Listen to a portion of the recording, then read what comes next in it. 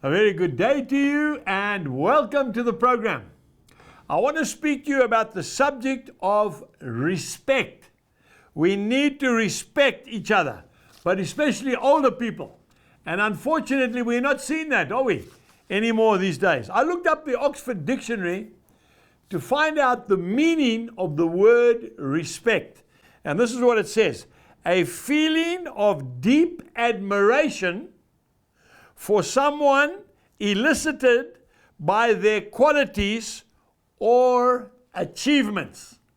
That's what respect is. So, this is a two-way thing, okay? In order to respect somebody, they've got to give you a reason to respect them. And it's very hard sometimes to respect somebody who is not pulling his weight.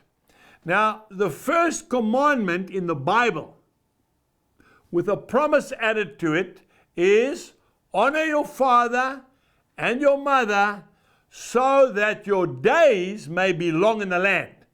There's a promise. If you honor your mom and dad, your days will be long in the land. And I can hear somebody right now saying, but you haven't met my mom or dad, Uncle Angus.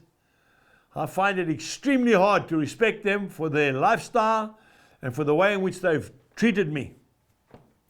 I want to make it easy for you. You don't necessarily respect them for what they are doing. You respect them for who they are. You respect them because God has told you to respect them. That's it. You don't have to be a doormat. I'm not talking about that, but you need to honor them so that God can bless you. It's as simple as that. Okay? We really need to take care of our old folk.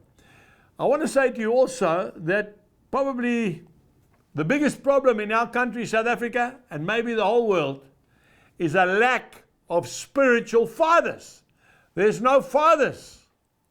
And that's why we need to respect one another.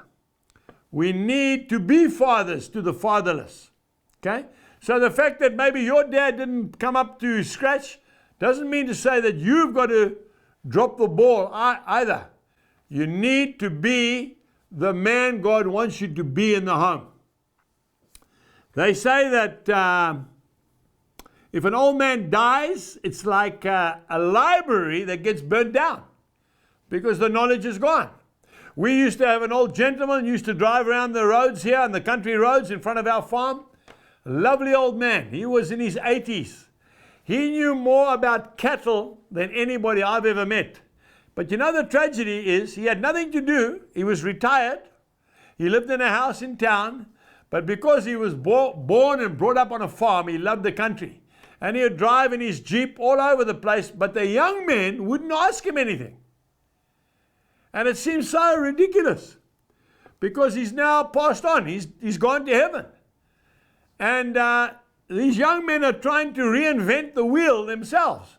And all they had to do was to take their hat off, humble themselves, and say, Mr. Simpson, can you please help me? He would have loved to have done it.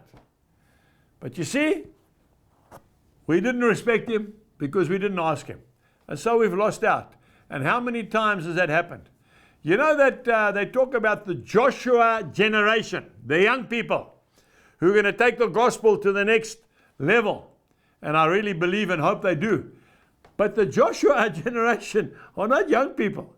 Joshua was 80 years old when Moses passed him the baton and he took the people across the Jordan River. Joshua had been 40 years as an apprentice with Moses. Joshua was waiting at the base of the mountain when Moses was getting the 10 commandments. So don't think of it as a youngster. I love young people. That's my favorite crowd. But I want to tell you something now. If you don't listen, you don't learn. Respect your elders, and you will start to enjoy life. Goodbye.